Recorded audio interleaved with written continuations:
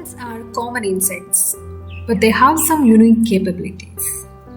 More than 10,000 known ant species occur around the world. They are especially prevalent in tropical forests, where there may be up to half of all the insects living in some locations.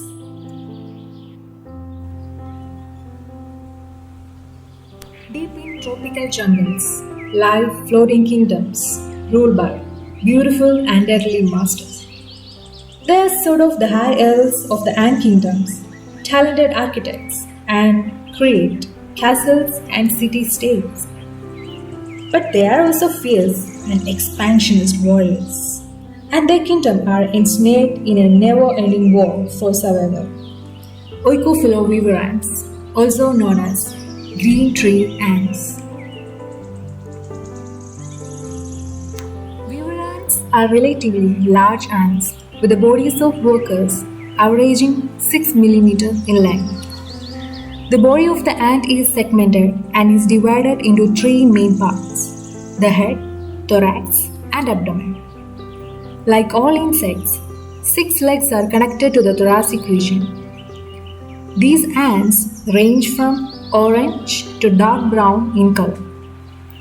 Erect hairs cover the surface of the gastron, while a finer pubescence encompasses the rest of its body. The eyes are well developed, with eye spots.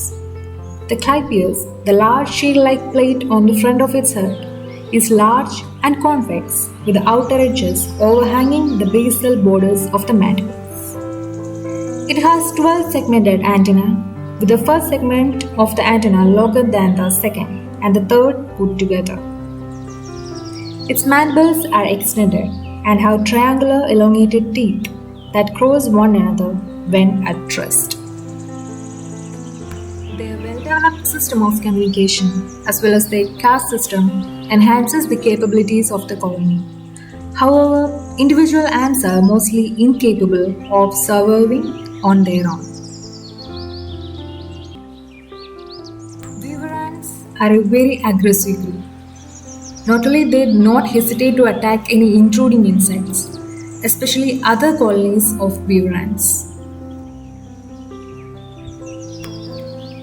But if a larger animal disturbs their nest, thousands of ants will drop down off of the tree to attack the intruder, biting it with their mandibles and spraying formic acid on the wounds.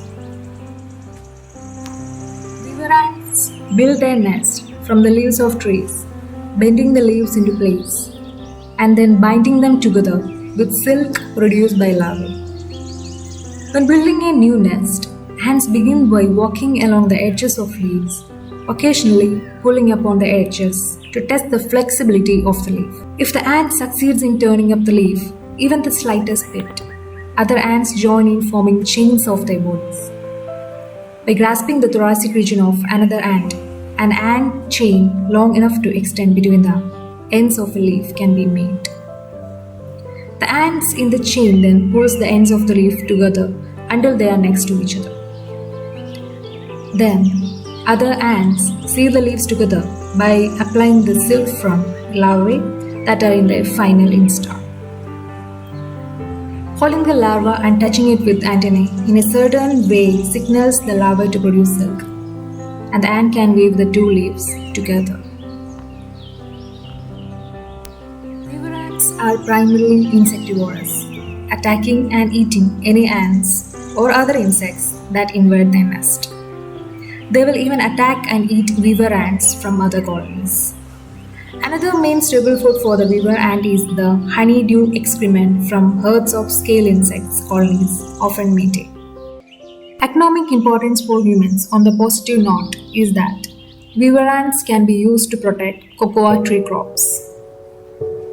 And on the negative side, weaver ant has no negative economic impact on humans.